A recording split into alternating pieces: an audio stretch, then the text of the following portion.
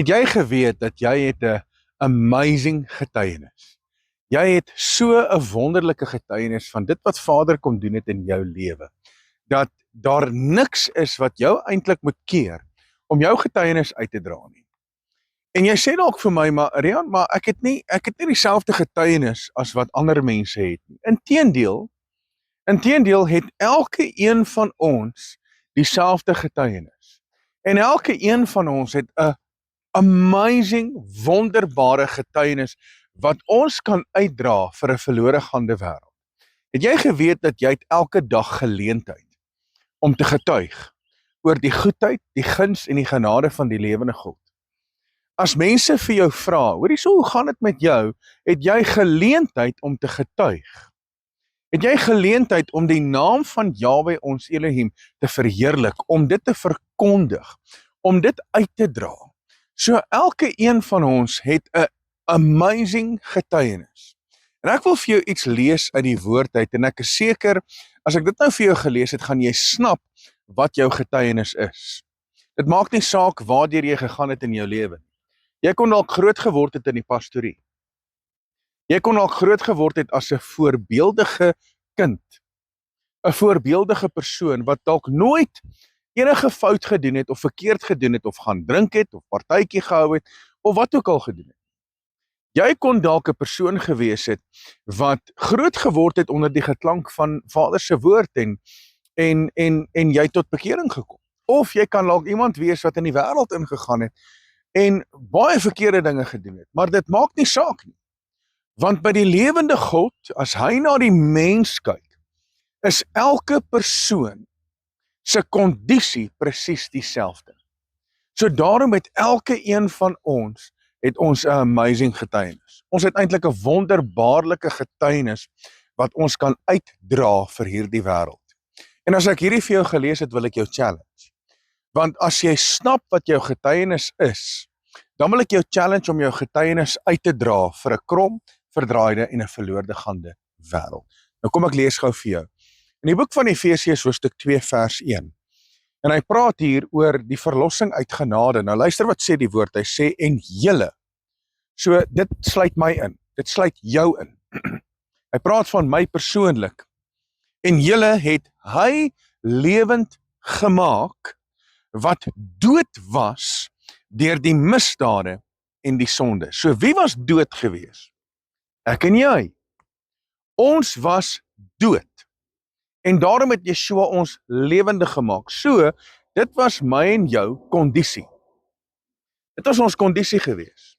Ons was dood. So, kan jy nou snap wat is jou getuienis? Jou getuienis wat jy kan uitdra is om te verkondig dit wat Yeshua kom doen het in jou lewe, waar jy dood was, het hy jou kom lewendig maak deur sy verlossingswerk, deur sy gees, wat nou inwonend in jou woon, het hy jou lewendig gemaak. Want jy was dood as gevolg van sonde, as gevolg van ongeregtigheid, as gevolg van jou misdade, en dit was elke een van ons se kondisie. Maak nie saak wie jy was nie. Maak nie saak of jy die pastoor se seun was nie. Maak nie saak of jy voorbeeldig groot geword het nie. Dit maak nie saak asof jy niks verkeerd gedoen het en of jy in hierdie wêreld verlore geraak het nie. Dit maak nie saak nie, want elke een van ons se kondisie bly presies dieselfde. Ons almal het 'n redder nodig. Ons almal het 'n verlosser nodig. Ons almal het sy genade nodig, sy bloed nodig om ons vry te maak van sonde en ongeregtigheid. So eintlik kan jy 'n glimlag op jou gesig sit want jy het so 'n amazing getuienis. So wanneer jy die geleentheid het, en hier kom die challenge, wanneer jy die geleentheid het, en eintlik het jy elke dag die geleentheid, dra jou getuienis uit, om vir die wêreld te verkondig, en om vir almal te verkondig, wat die lewende God in jou lewe kom doen het. Hoe Yeshua jou kom vrymaak het deur sy bloed. Hoe hy jou lewendig gemaak het. Jy was dood.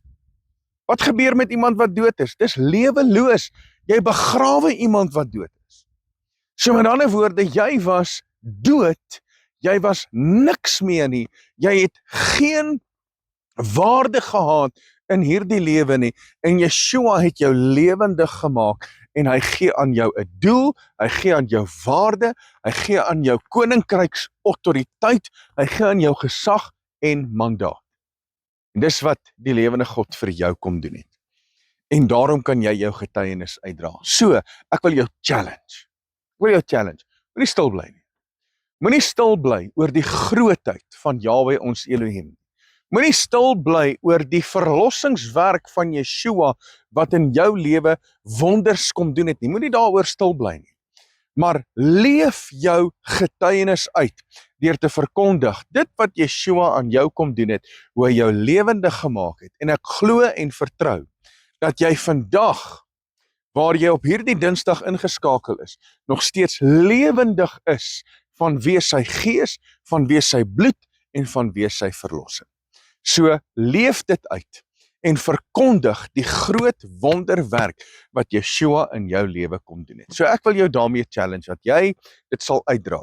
En ek waarborg jou, as jy net dit kan uitdra, gaan jy mense se lewens kan verander en jy gaan die goeie saad kan plant, die saad wat nodig is, sodat iemand anderste ook uit die dode kan uitkom en dat Yeshua hulle kan lewendig maak.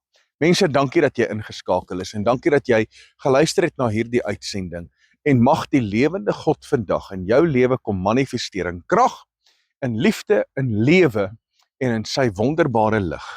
Halleluja. Van my kant af, Rian Abri, wees geseënd tot volgende keer. Shalom.